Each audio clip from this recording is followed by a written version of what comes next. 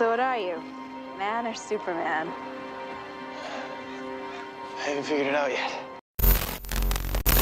These videos are not for children. If you are a children, then piss off. Hey there, I'm Infuso, and in the past on this channel, I've mentioned some pretty disappointing series finales. There was the How I Met Your Mother disaster, the 2.5 Men letdown, and there was the That 70s Show. Alright, whatever, I guess, let's just move on. And today, I'm here to contribute to that list with Smallville. Now, let me make this clear.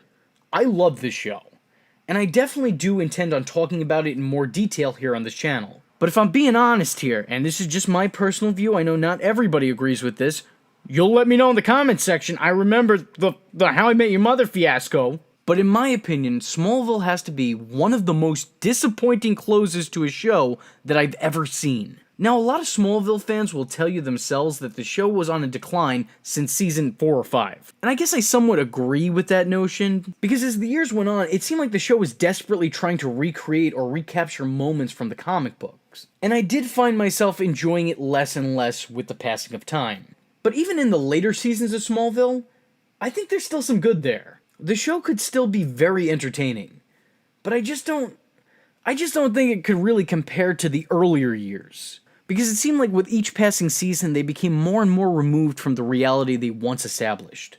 But that finale was basically the show's writers coming out of the TV screen and saying, everything you've previously seen, it means nothing. And let me explain why.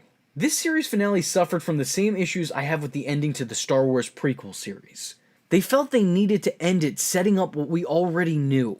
And yeah, that does sound somewhat understandable, until you realize that there's like 2 decades between the prequels and the original trilogy. So plenty could have happened in that time. It's like their universe just went into sleep mode for 2 decades. Here it's even worse because they try to tie everything into what viewers already knew about Superman. Tessa Mercer isn't a character from the comics. Quick, gotta kill her off. Lionel Luthor was never referenced in the comic books. Quick, gotta kill him off. Everyone knows Clark and Lois are together. Guess we gotta get him married.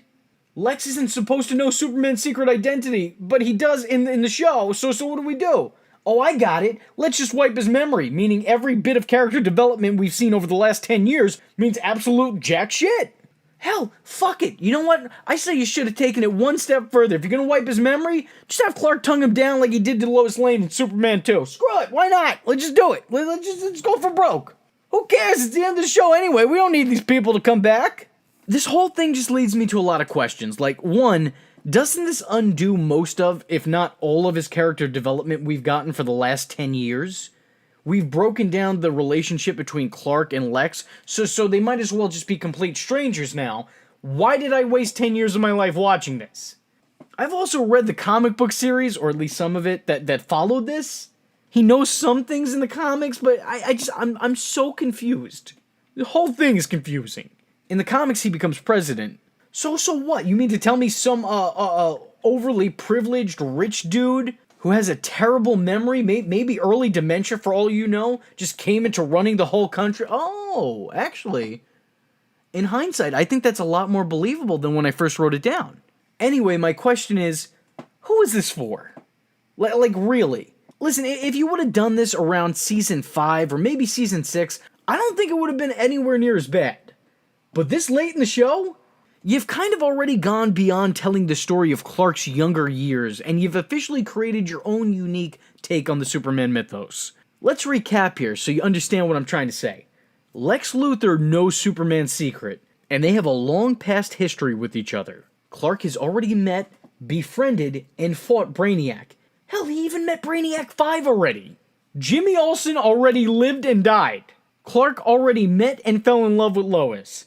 Hell, he even fought and beat Doomsday. That's Doomsday, who only shows up in the comic books long after Superman has been proclaimed a hero of Metropolis, if not just Earth's greatest protector. This just resorts to bringing everything back to the way it is in the comics, and it's completely unnecessary. This didn't need to try to fit in with any other Superman lore. It had gone past that. It had created its own. Smallville exists as its own thing. And if that wasn't enough, and it should be, I got more to say. Because I haven't even talked about one of the biggest sins in all of Superman history. At no point whatsoever does Clark put on the Superman suit. Despite this being a Superman show, Superman is never officially shown. Now, it's my understanding that Tom Welling, the actor who portrayed Clark in the series, was a bit superstitious when it came to the Superman curse, and didn't want to put his name on that list. But in my estimation, you did that the second you signed up for the show. You're bound to come up in conversations about who is the best Superman. Trust me, I know! I've done it on this channel! Me, I just think the guy was a perfect Superman, in all ways, shapes, and forms. What I always loved about Tom Welling as Superman is that, like, you're seeing him develop, like you're seeing the person who's going to become Superman develop. You could totally see this guy going on to become this hero that people idolize and praised. He came across as a really selfless human being. I think that it's a real shame that he never wore the goddamn suit. So what if you didn't wear the cape? You still played the part! Some say that Welling felt wearing the suit would damage his career.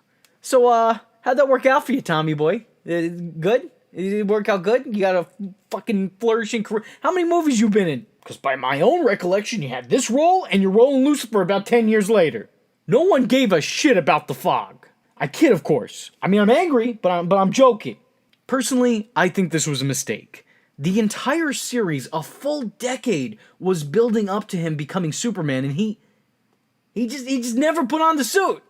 Obviously, with this series being a prelude to Clark's time as Superman, a compromise had to be made. So instead, they CGI'd Brandon Routh's Superman suit onto Tom Welling for all of 2 scenes, neither of which gave us a really good look at him in them. Oh, good! That's great! No, I'm so glad I wasted 10 years of my life watching this. You know, I started watching as a boy, I'm a man now, and no, it's fine, it's okay, time well spent. Who cares that I can't ever get it back? It's all good, I did the right thing. That's just what I waited for, a full decade of my life waiting for Clark Kent to wear a CGI suit like he was cast in the next live-action Green Lantern movie from 60 yards away. Brilliant! Well worth the wait. Well worth the wait. Time well spent. You know, I only grew from a boy to a man while watching the show. It's no big deal. I'm not mad. Who's mad? You're mad. I'm tired of this bullshit. There's a couple other things I'd like to nitpick about the 2-part finale. I want to say I find it really odd that the finale opens up with Chloe reading a Smallville comic to her child. It just makes me think, did Clark sell the rights to his real-life story? Is he really comfortable sharing with the world that aliens exist and he's one of them? Or is this just Warner Brothers trying to promote their Smallville sequel comic book series? Is that the goal here? Because you got me. What I find even more odd than all of this, though, is having to watch Allison Mack in anything, knowing about some of her extracurricular activities, let's call them. It's just deeply unsettling. Looking back, would I say Smallville had the worst series finale? No, far from it. But it's hard not to at least feel a little bit disappointed. It wasn't bad per se, but it was just maybe a little bit underwhelming. To me, at least. And if I'm being honest with you, I was sort of looking forward to seeing the Smallville universe's version of Darkseid. And he just never showed up. So that was kind of a bummer. But I mean, I guess it only makes sense because I didn't get Superman in the Superman prequel series, so why on earth would I get Darkseid? And in that way, I guess it's perfect.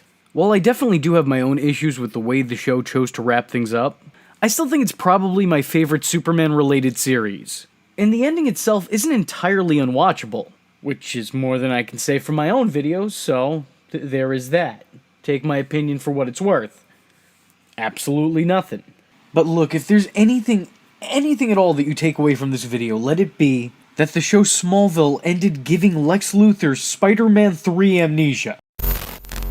And last month I made a video titled, The Day 2.5 Men Died. But I intentionally left out the series finale. And that's because I have a lot of thoughts on the series' final episode, and the video is already running long. So today, as promised, join me in taking a look back at the final episode, or actually technically episodes, of 2.5 Men. The 2-part series finale of 2.5 Men is widely regarded as one of the worst series finales of all time. And that's no hyperbole. In looking up the worst endings to shows, 2.5 Men always makes the list. Always. Literally, the top 5 to 6 Google results all include it. And then, in looking up the worst episodes of 2.5 Men, The finale not only makes the list, but it's very often number 1 on that list. It's real easy to see that these episodes aren't typically looked back on with fondness, and you're about to find out why. The last 2 episodes of 2.5 Men work as a 2-parter entitled Of Course He's Dead, obviously alluding to the character of Charlie Harper, who had died in canon 4 years prior. As you could probably imagine, when the title of that episode was released to the public ate that shit up, and people began to openly fantasize about what that meant for the show. Suddenly, everybody who had any tie to the show was being questioned. But hey, you don't have to take my word for it. Charlie expressed strong interest in returning during the final season. Charlie Sheen has been out there saying he wants to come back for like the final episode. A big Charlie return would be a minor miracle. Will he or won't he? And there's one big question, that everybody has. Will Charlie Sheen return for the final episode? Many are wondering whether Charlie Sheen will show up in the finale. There's been all these rumors about you going on the finale. Yeah. Is that true? Is that something you would ever consider? I would definitely do it, yeah. It seems like there's a lot of hope for those hoping Sheen will return to 2.5 Men for a final appearance. Does Charlie come back?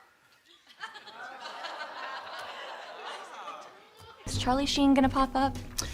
That's a good question that you have. Yeah, if they'll have me, I will be there. Everybody in the free world wants to know, will Charlie Sheen show up? It looks like there's a good chance Sheen will make an appearance in the 2.5 Men series finale. I'm scared. Really? Yeah, I'm a little terrified. They know that I want to do it, and I know that they're open to it. So I guess we're just a meeting away from making it happen. Yeah. If you're working on the Warner Brothers lot, if there's sirens, okay, come save me. Okay. I was willing to be a part of the final episode, so I'm just waiting for them. So Charlie comes back. I didn't say that. I didn't say that. Did I say that? Do you see him returning? I don't know. The amount of bridges that would have to be repaired to do that, I don't know if they're reparable. So would he return? Was Charlie coming back? Well, kinda, but we'll get to that later. The episode opens up with Rose in her home, delivering a sandwich with vodka down a well. She then tosses down a familiar bowler shirt with some cargo shorts. And there you go. All your questions are answered. Charlie is actually alive and well. Well, I guess as well as anybody could be trapped at the bottom of a well. Well, anyway, back at the beach house, a royalty check for Charlie for $2.5 million comes in the mail.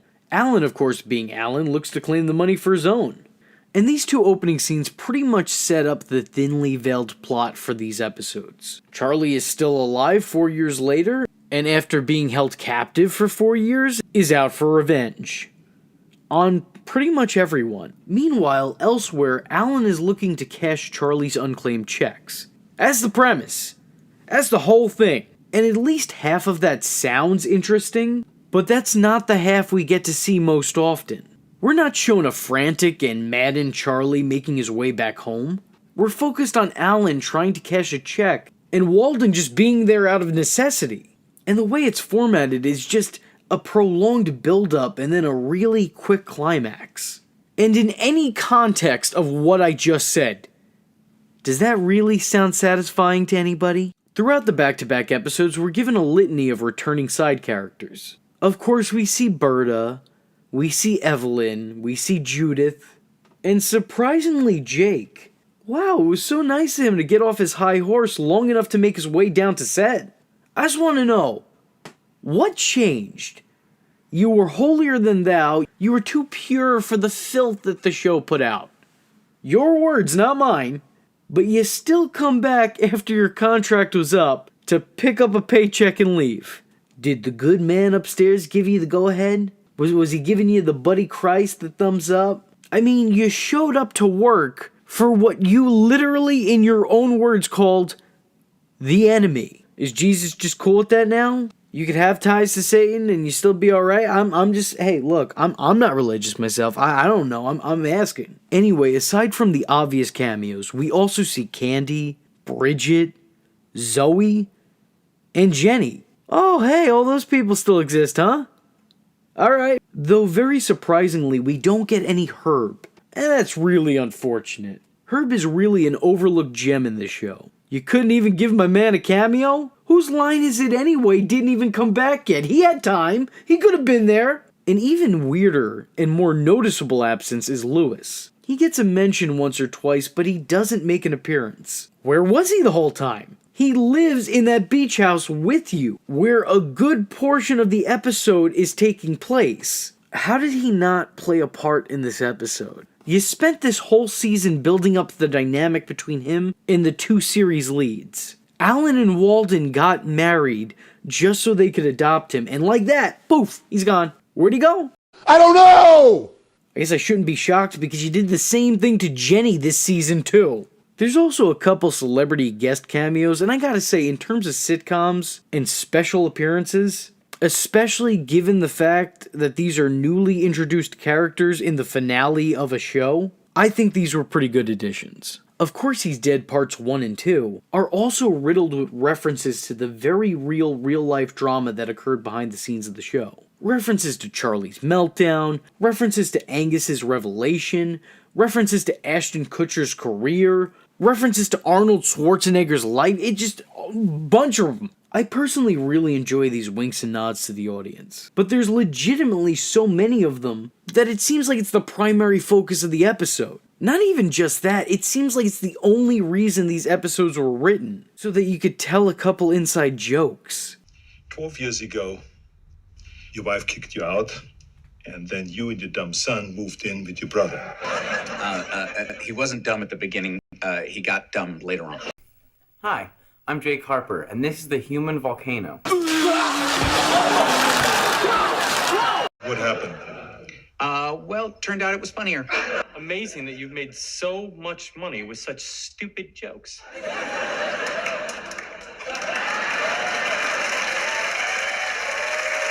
Your brother then let you stay there 8.5 years rent-free, even though he claimed that he never liked you. You're not the only one to point out the illogic. What exactly happened to Charlie? Yeah, start from the beginning. You mean from the pilot? He passed away 4 years ago. Yes, I am sorry too. He's irreplaceable.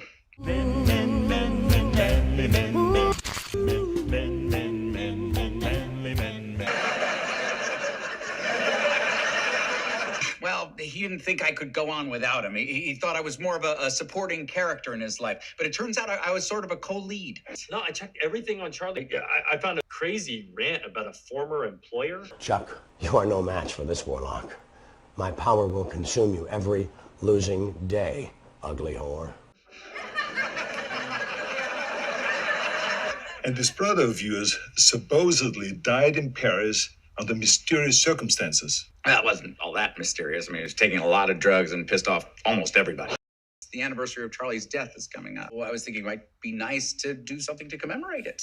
Like what? Snort coke off a hooker's butt? What the hell? Looks like the knife he used to chase you around the house with. Charlie Sheen apparently pulled a knife on his dentist. At least that's what he's being investigated for. Yeah, that's it. Buy yourself something nice. Sorry, I shot you. I didn't know I was loaded. This guy has some serious rage issues. Has he tried anger management? Look, we all feel frustration. Yeah, but it didn't work. Oh, yeah, sure, I'll hold. What are you doing? Claiming. Duh. Winning. Winning.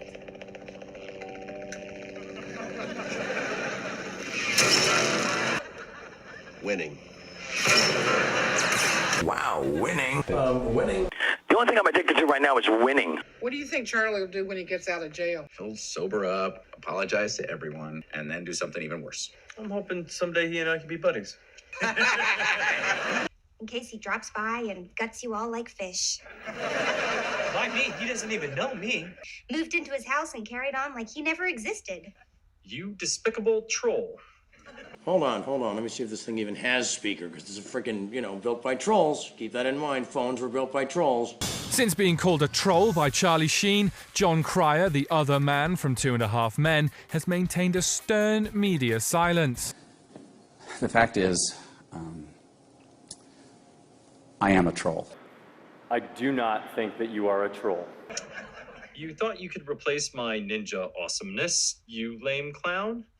I will deploy my army of assassins to destroy you. I'm an F-18, bro, and I will destroy you in the air, and I will deploy my ordnance to the ground. And cover you in tiger's blood. I have different, I get tiger blood, man. Alan, if you move out and Charlie stays here with Walden, I believe that we can keep this going for another 5 years.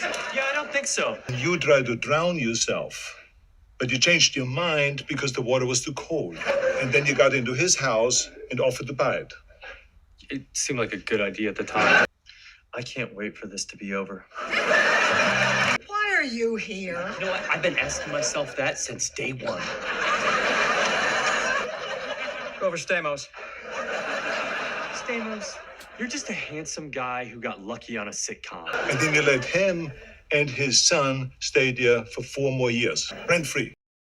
When you say it like that, it sounds ridiculous. Dear Mr. Harper, we are holding unclaimed music royalties for you in the amount of $2.5 million. $2.5 million. $2.5 million. And then your dead brother's previously unknown lesbian daughter shows up, and then you let her move in. You can't write this stuff, huh? See you in the gym. Okay, hasta la vista. Hasta la vista, baby. Hasta la vista, baby. Hasta la vista, baby. And then the two of you got married to each other. Yes. But you're not gay. And then you adopted a black child. Tell you, I'm not Charlie Harper. And who are you? My name is Christian Slater. I'm a no-rust build-up man myself. You're right. And I'm the governor of California. And this is why I'm going to run for governor of the state of California. And the two of you are now divorced, but you're living together. If I leave, the whole thing falls apart. Who's Rose? Used to stalk Charlie, and then he married her. And then she started stalking me. Why? Did you sleep with her? Ellen slept with her, too. This is my son's social worker, Miss McMartin. And you're stripping her. How lovely. Don't be rude. And I stripped her first. That's my mother. Walden slept with her, too. You slept with my mom? Hey, after 12 years, everybody slept with everybody. Another woman who stalked your brother and then married him all of a sudden shows up and she says that he's not dead after all, that she's been keeping him in a dungeon pit. And then he escaped.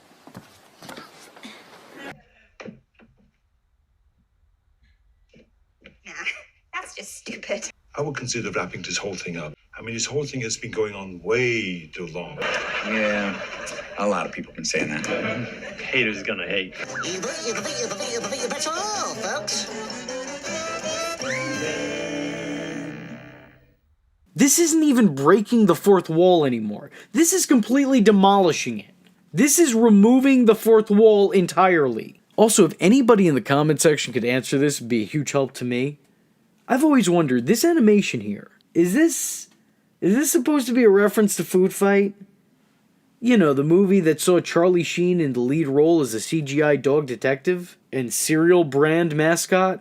I'm not making this up. This is an actual thing. This is just kind of bothering me, because I think that's what they were trying to go for, but I can't really tell or say for sure. And speaking of Charlie, the question on everybody's mind was, will he return? The answer being, well, yeah, kinda. But no, not really. You see, Charlie Harper, the character, did in fact return to the series. Charlie Sheen, the actor, did not. And no, this time he wasn't played by Kathy Bates. And being that he's actually alive, what does it mean for that story arc? I mean, I guess you could say it was all in Alan's head, but then why did Jake also see him too? Well, it did initially seem like Charlie was open to coming back to the show, and the show was open to having Charlie back on set. Ultimately, Chuck Lorre and Charlie Sheen couldn't come to terms. And instead, like the last 4 seasons of the show, Charlie sat this one out. As explained by the show's last title card, where Chuck Lorre, in the blink of an eye, tries to explain what went wrong. I know a lot of you might be disappointed that you didn't get to see Charlie Sheen in tonight's finale. For the record, he was offered a role. Our idea was to have him walk up to the front door in the last scene, ring the doorbell, then turn, look directly into the camera and go off on a maniacal rant about the dangers of drug abuse. He would then explain that these dangers only applied to average people. That he was far from average. He was a ninja warrior from Mars. He was invincible. And then we would drop a piano on him. We thought it was funny. He didn't. Instead, he wanted us to write a heartwarming scene that would set up his return to primetime TV in a new sitcom called The Harpers starring him and Jon Cryer. We thought that was funny too. And for the record, I think both of those ideas sound awful. So yeah, Charlie Sheen didn't return to the show. And everyone, myself included, was terribly disappointed. It's obvious that Sheen wanted a new vehicle, but it seemed like everyone else was long done with that road trip. Now, after all that I've said, and all that I've shown, this may surprise you, but I actually don't hate the series finale. Or, well, at least not entirely. Let me explain. I have very, very, very mixed feelings on all of this. I both love and hate this episode, or these episodes. It's a two-parter, but also a lot of people just group it together, and then when I purchased it off YouTube, it was just one episode, but it still says parts 1 and 2. It's confusing. I both love and hate these episodes. I love this two-parter as an act of creative venting. I like this as an expression of Chuck Lorre's pent-up frustration from having worked on this show for 12 years and spent the last 5 or 6 of them watching it fall apart. Like I said before, I enjoy the references here. And the episode was one of the more entertaining episodes in the last 3 or 4 seasons. It's a fun watch, and I could sit down and watch it multiple times. And I know this because I had to before making this video. It's a funny episode. It got a couple smirks out of me, so I do enjoy it personally. However, as a finale to a decade-plus long series, this is atrocious. First off, they overlook and completely disregard several plots to put this together. Lewis? Never heard of him.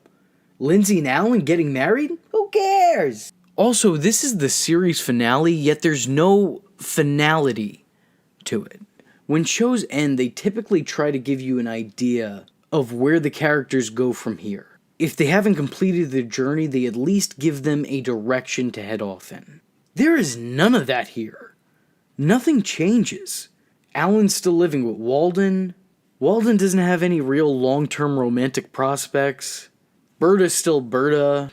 Jake's still away, but Jake's still Jake. There's nothing to this episode that lets you know where these characters are gonna go. There's no grand change for anybody here. Everything just pretty much stays the same. And that is a pretty crappy way of ending your show. But I think the worst thing about all of this is that Chuck Lorre wasted a send-off to his 12-year-old hit series on trying to stick it to Charlie Sheen. 4 years after the character departed, Chuck resurrected him just to kill him off once again. Charlie went around telling people the show revolved around him. He's the one that made it work. And Chuck, you fucking proved him right. You revolved your entire last 2 episodes around a retcon and a possible return of the character. You proved that in some form or fashion you were dependent on him. The show struggled to find an identity without him, which is why the last episode barely gives Ashton Kutcher anything to do, while focusing entirely on Charlie, despite him actually not taking part in the episode. It's centered entirely around him. You talk about winning, but Chuck, check the scoreboard, you just made the victory for the opposing team. The whole thing doesn't even seem canonical. It's almost like a what-if scenario or a DVD bonus feature. It doesn't fit in with the rest of the series. I'm supposed to believe Charlie didn't die, he was kept captive for 4 years by Rose, who was also pursuing Walden for some reason. Then Charlie somehow got out of the dungeon and is now seeking revenge on his mother, brother, and some guy that he never really met or knew. Meanwhile, he's also randomly decided to donate his millions to Jake, a bunch of ex-girlfriends who came to his funeral only to spit on his corpse, his illegitimate daughter who he didn't care enough to be a part of her life or even tell any of his family that she existed. Then he arrives at the beach house and has a piano dropped on him. And then Chuck Lorre's there in a director chair, and then he gets hit with a piano. Like, what am I even saying? I think people would like this episode a lot better had it not been the send-off to a show that a lot of people once loved. But hey, I guess it's like Chuck said. Why go out with dignity? We never had any. Why start now? Who is he? I'm Batman. Hey there, it's me, your least favorite YouTuber, diehard Batman fan, and viewer of the show Gotham via Infuso. Now, previously I spoke about Gotham's portrayals of beloved Batman characters like the Joker, Harley Quinn, and the Penguin. Well, today we're going to talk about the show's grand finale. Or at least their attempted one. Like the ending to Smallville, a similar show also named after the main character who will one day be an iconic superhero's hometown, that also serves as an origin story of sorts but an alternative take on that origin story. Like that show, Gotham's goodbye was very underwhelming. As a matter of fact, I think there are a lot of people out there who would even consider this one of the show's worst episodes overall. This was a disappointment to the fans of the show, and fans of The Dark Knight in general. So to say that this episode fell short of the epic that it clearly was trying to be, is probably a bit of an understatement. I can only guess that you guys read the title, and came here because you want to hear me tear it apart. You want to hear how much I absolutely loathe this episode. But here's the thing. Strangely enough, I both like and dislike this episode. You can say we're of two minds on the subject. There were elements to this finale that I think were downright fantastic. But there were also elements to this episode that I think were wrong in so many ways. Wrong for the series finale, wrong for the series, wrong for Batman. Just overall WRONG! The show made the decision to jump a decade into the future. Now in general, I think when such a decision is made, it reeks of desperation to wrap things up. Like the creators ran out of the time they were afforded to tell their story. Their proverbial teacher came in and was like, alright, pens and pencils down. It's like they were stopped mid-sentence and they had to speed through the story. And unfortunately, Bruce Wayne's parents were taken before his very young eyes. And then, middle, and Batman. I don't know, it's just weird that a series timeline would run at the speed of regular time, but then like one summer later we're pressing the fast forward button. It just doesn't sit well with me. Like, had you actually waited that time to get to the point, fine, fair enough. I understand. But to just jump a decade in the time span of a television week? I don't know. It's a tough sell for me. I don't like it being done. The time jump also leads to a lot of annoying, excessive exposition dialogue, where I guess the writers thought we'd forget it took place 10 years in the future, so they have to keep reminding us every chance they get. Bruce Wayne is returning home for the first time in a decade. I've had 10 years, Harv. 10 years, not a word. I've been in here 10 years! 10 years! Oh, it's been 10 years. 10 years. Maybe. But he's been inside Arkham for 10 years. He doesn't get to come back after 10 years and act like nothing's happened. As you know, 10 years ago. What do I know? I did just spend the last 10 years in the funny farm. Yeah, okay, we get it. 10 years now. I got it. Thank you. It's one thing to metaphorically lead me to the bathroom. It's another thing to symbolically enter that bathroom with me and hold my What the? You know, stop insisting. A passing mention here or there would have been fine. The bigger issue with this is that because of the time jump, the studio decided to recast some of the show's characters instead of just trying to make the performers look older. And the series finale suffers greatly from the absence of two of its leads in Bruce and Selina. For 5 years, audiences watched their characters evolve. And they literally watch their actors grow up. So to time jump a decade into the future, and now need new actors to portray those characters in the show's last hurrah, it's just a strange idea. Because no matter how good these actors' performances were, they were never going to be the same performances that the show's fans had come to know and love. The actress for Catwoman here does a really good job with what she was given. But her actions and reactions seem night and day from the work put in by the original Selina actress. These two don't link up at all. They don't look the same, they don't act the same, they don't feel like the same person. And I get it, sure, a decade's passed. Of course she was going to be different. But this is something that feels less brought on by the passing of fictional time, and more due to the fact that this character was given a completely different actress for one episode. And the one episode is the last episode. And the last episode includes a whole lot of her. She's kinda important to what's going on. I mean, fair enough on Bruce, I guess. The show's last episode is centered around his alleged return to the city. He's kept off-screen as a mystery, so there's really not that much of a performance, but there is a presence. Throughout the show's last episode, several of the series' leads encounter him, but he's left in the shadow, not being seen, but still being felt. The build-up to the last shot is integral to this episode. As a matter of fact, I think it's the best thing about it. We as a viewing audience are too overexposed to Batman, being that we see his story from his perspective a lot of the time, and the rest of the time we see narratives follow him in and out of the cowl. We know every little detail about Bruce Wayne / Batman's life. We know how he feels about things, we know how he thinks. When we see Batman, we see a very human character. We see a character that we know. But here, we see Batman through the eyes of Gotham's own citizens. We see him as that dark figure that haunts over the city, frightening a superstitious and cowardly lot. This episode makes Batman less man and more myth. And I don't think this has been done better anywhere else. The episode really captures the intrigue, the mystery, and the fright that the Dark Knight's presence elicits.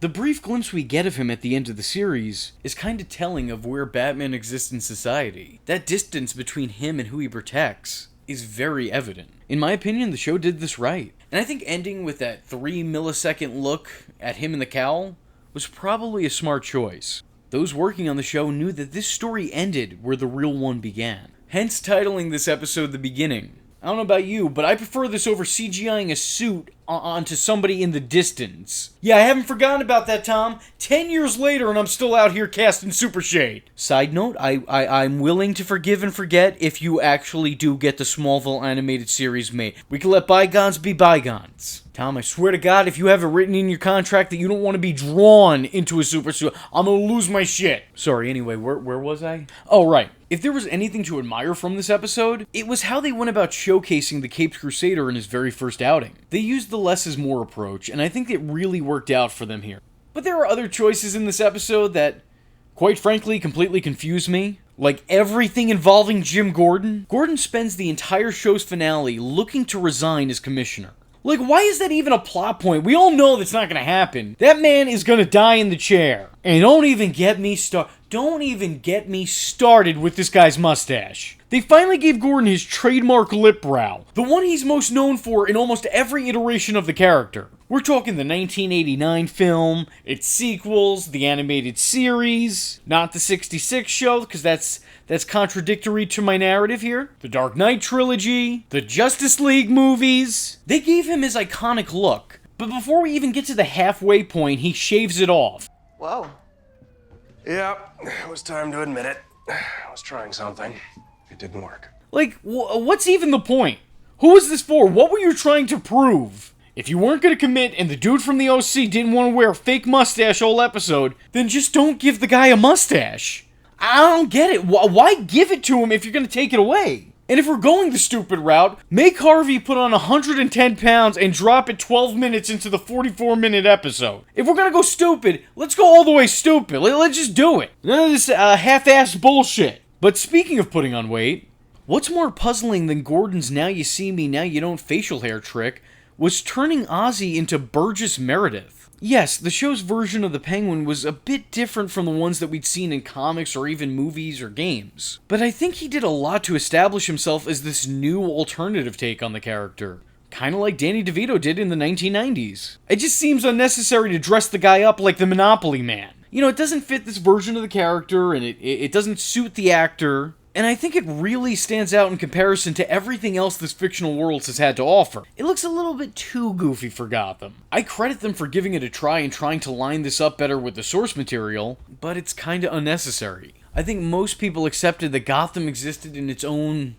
unique universe. Things happen here that are a lot different from how they happen everywhere else. This just doesn't feel like the same Penguin. And I don't think this was the end we'd like to see for our non-feathered friend. The show's Riddler also seems to kind of dip more into Jim Carrey territory in the last episode. Between his wig and his maniac over-the-top actions, some of these scenes can start to feel a little bit less like a finale to Gotham, and a lot more like a prequel to Batman Forever. I don't hate his performance here, but I think it kind of conflicts with what he's been doing up until this point. This only lasts for like a scene or two in Arkham, but it's something I noticed and I can't bring myself to unsee. His acting later also feels a little bit hammy, which, by the way, I love his performance and what he's done in the series in general, but in the later episodes it started to feel a little bit flip-floppy to me. Sometimes it was serious and deranged and sad, and other times it was maniacally hammy. I like the actor and I like both sides of the character, I just kind of feel like they conflicted with themselves.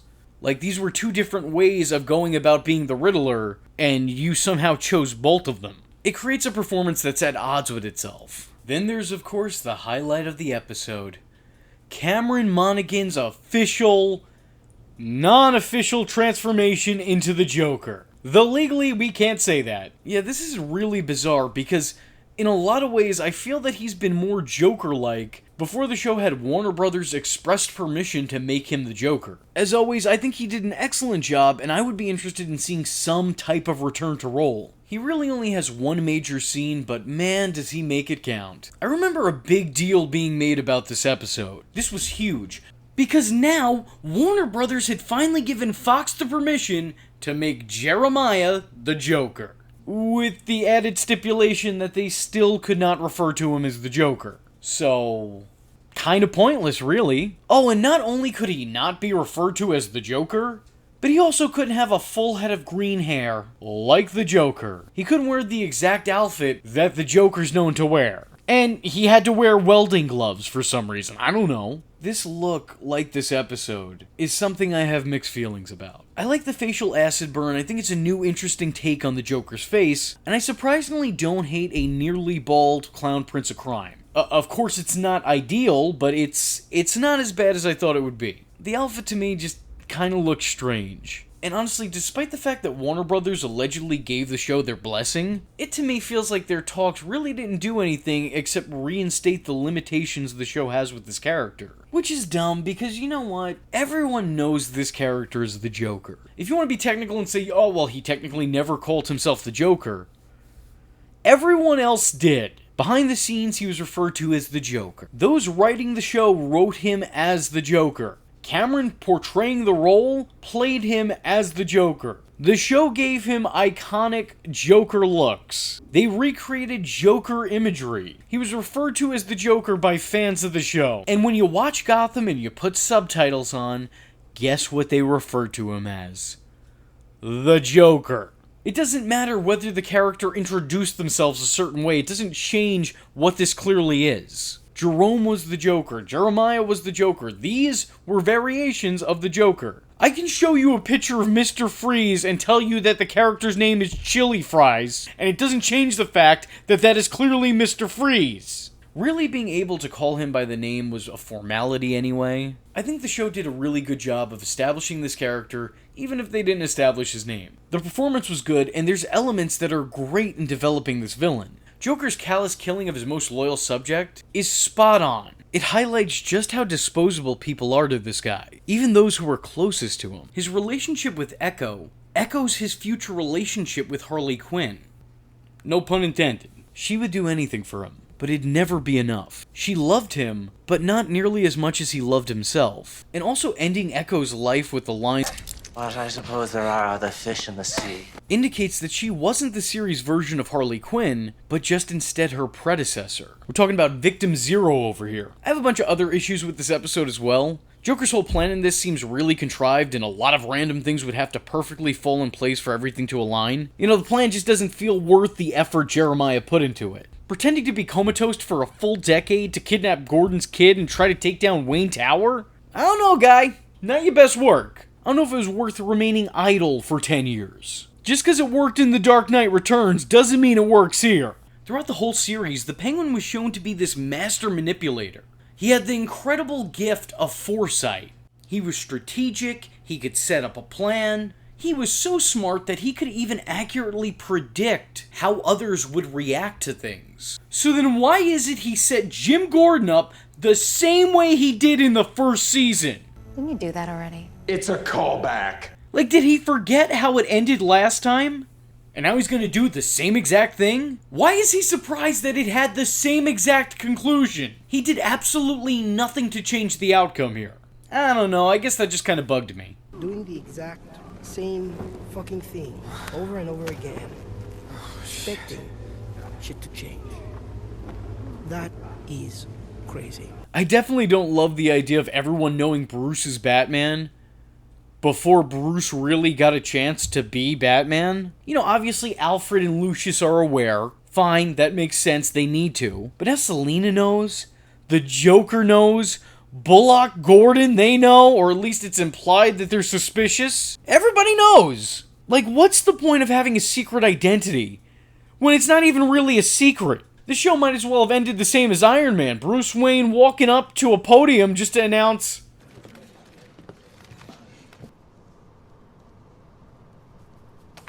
I'm Batman.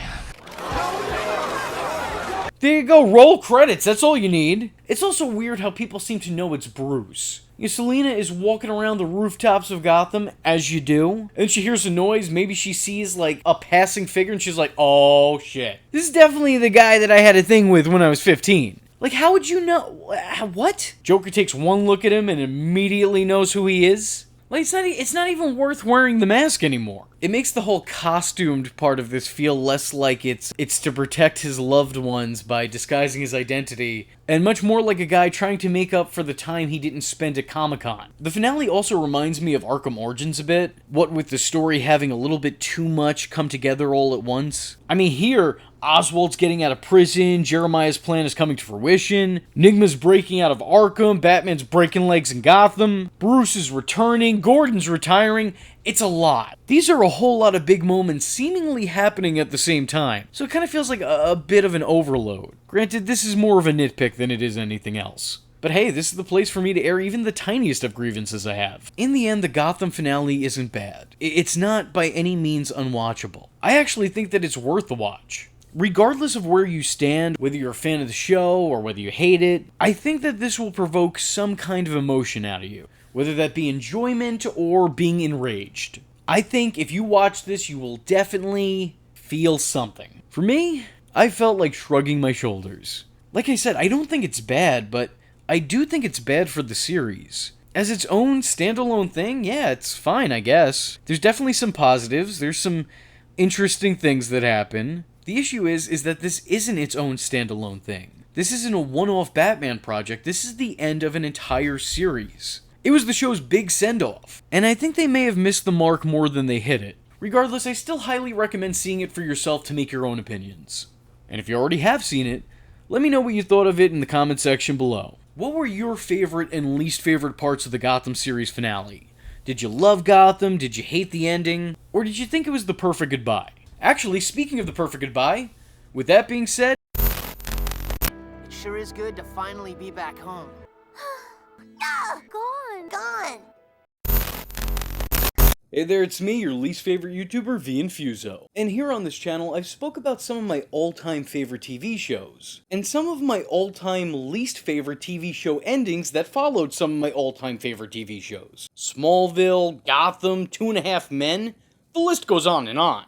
Case in point, the topic of today's video, Teen Titans. Teen Titans was a show following who else but the Teen Titans, showing this up-and-coming group of heroes on their day-to-day activities, from saving the city from villainy to deciding who gets the last slice of pizza. This show knew when to take itself seriously and when to goof off, and it wasn't afraid to do either. And that's why I love this show. It's also the lack of this quality, as well as about 1,000 other things that make me hate its successor, Teen Titans Go. But maybe I'll save that rant for another day. You ruined my childhood! Because today we're here to talk about the season finale, titled Things change. The Titans casually stroll through town to go shopping, as they're teenagers and that's one of teenagers' favorite pastimes. Shopping. Wasting money. On stupid shit. Except when they get to the plaza they usually shop at, they find that all the stores they go to are suddenly gone. What they love and hold dear to their hearts is now being demolished. Probably in favor of something new and inferior to what came before it. So really just the perfect metaphor of how fans of the show felt after this finale when watching the debut of Teen Titans Go. Again, I will save that rant for a different video. The team runs into the final villain of the week on the show, and it's during the destruction that this no-name villain causes that Beast Boy sees what he believes to be Terra. And that's Terra, his former teammate, friend, and love interest. That's Terra, who seemingly passed away when she was literally engraved into stone. After what is thought to be Terra disappears after a quick passing glance, Beast Boy spontaneously decides to visit her resting place, only to find that her statuesque self is missing. So he tracks her down, but the girl he meets isn't Tara, or at least she claims not to be. She looks like Tara, sounds like Tara, acts like Tara, and has the same fondness for Beast Boy that Tara has. Unfortunately, she has none of the memories that Tara had. In addition to not remembering any of the events from Tara's life, she also doesn't seem to have any powers like the real Tara did. She's also shown to be allergic to anchovies, while Tara canonically loves them. So there's a lot of debate still to this day if this is or isn't Tara. And I think considering that the script for this very episode didn't even refer to this character by that name, which makes sense as this character seems to detest being called by that name, because of these factors, I think almost any answer on the subject is valid here. It's pretty open-ended, and even by the end of this, it's still open. But as the comic book nerd that I am, if I was to make any educated guess, despite the fact that I'm not very educated, I do believe in the Teen Titans comics following the real Tara's demise, a clone of her was eventually made. And considering that this show did try to loosely follow those comics to some degree, I did say loosely, I think that's a pretty good possibility. Although it still wouldn't explain why Tara's statue went missing, so I don't know, maybe I'm wrong. But I do think that some of this Tara's dialogue kinda lends some validity to my theory here. Telling Beast Boy that things are different now and that she's not the Tara that he's known, I would say that's pretty on brand for what I'm working with here. There's also this weird scene where Beast Boy comes face to face with Slade, or at least who he believes to be Slade, but is instead a Slade robot, because apparently nobody in this episode is who they seem to be. I don't know, maybe by the end of this episode, Beast Boy's Robin. I have no fucking idea anymore. Slade's appearance, or I'm sorry, the Slade bot's appearance in this episode, I think is really bizarre because at this point in the show had kind of grown past Slade. Like, they already had him as his own badass solo assassin. He was the big bad of the series. You saw him go after the Titans. You saw him assemble a team to go after the Titans. And then eventually, when Trigun came in and became the new big bad, Slade became the new big bad's right-hand man. You know, it felt like you did all you could with this character. His time was done. Which is probably why this is actually Slade's first and only appearance in the final season at all. And the appearance itself feels shoehorned in. The Slade bot essentially tells Beast Boy that it's not he himself who is hurting Tara, but Beast Boy who's hurting Tara by not letting her go. And while that's a really interesting piece of dialogue, that is an entirely out-of-character statement and sentiment for Slade. And now that I think about it, further out-of-character sentiment for one of Slade's robots. So, you know, just do with that what you will. Because I know what I'll do with it. I'll forget it.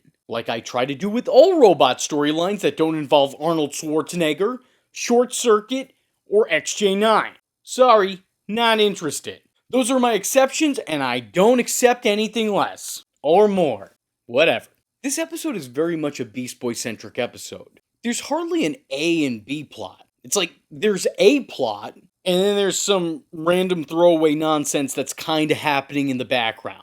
The rest of the Titans barely get any screen time whatsoever. They're out there trying to square off against this strange new nameless threat. And it's just so uninteresting and disconnected from anything else happening in this episode that it might as well not have even existed. Like, the Teen Titans outside of Beast Boy might as well be extras in their show's final send-off. And that's really unfortunate. This isn't what I'd expect to see in the final episode of one of my favorite shows. I don't know, it just doesn't feel right not having the rest of the crew front and center when the curtain finally drops. Instead of saying goodbye to the team of characters that viewers grew up with for the 5 years the show ran, they instead decided to focus on just 2. One of which being a main character, and the other being a character the show's audience had already said goodbye to. And in bringing this character back for the series finale, they not only kinda took a lot of the sting out of her last appearance on the show, and sorta sullied her heroic sacrifice, but they also did so, and didn't add any clarity to the situation whatsoever. She's back. We don't know how she's back, we don't know why she's back, we don't know where she's been, or what it is she's been doing. We just know that she's back now. The title of this episode shouldn't have been Things Change. It should have been Deal With It. It is such a bizarre cliffhanger to end this series with. I mean, if this was any other episode, I don't know that this would be so bad. I would even say that it would be an interesting story. had it found a conclusion. But what makes this episode so bad is that this show ended not with wrapping up an old story, but instead by beginning a new one. One that is still to this day unresolved. I do want to make a note that there have been expansions in this universe since then, including the Teen Titans Go to Tokyo movie, and Teen Titans Go vs. Teen Titans. We've seen these versions of the characters return to action since the finale, and yet, we've never really gotten answers to the questions the final episode poses. You'd think that they'd at least give a throwaway line to confirm or deny these allegations, but no, figure it out yourself. You do the math.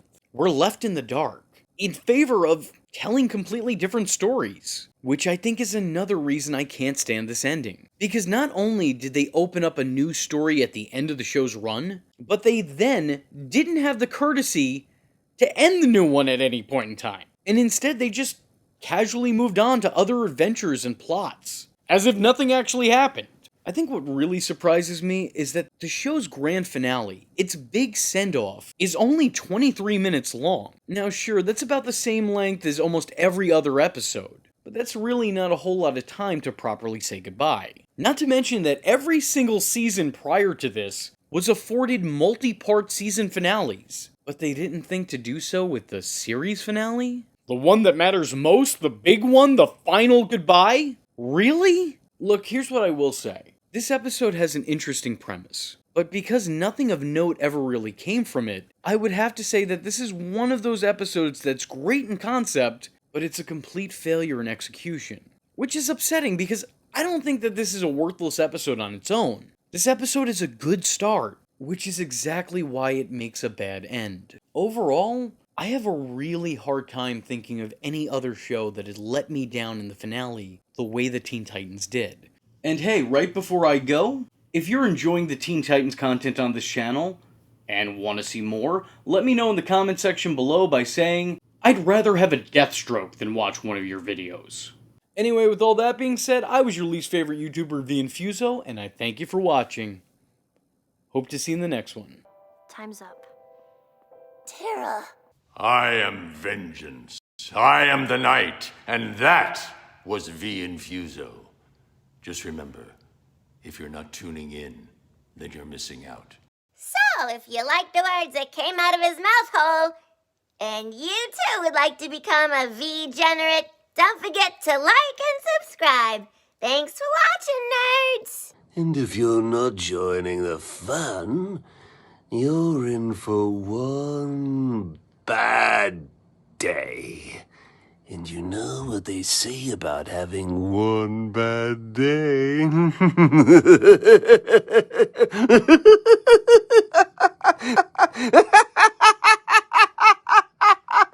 Catch him next time. Same bad time. Same bad channel. Time's up.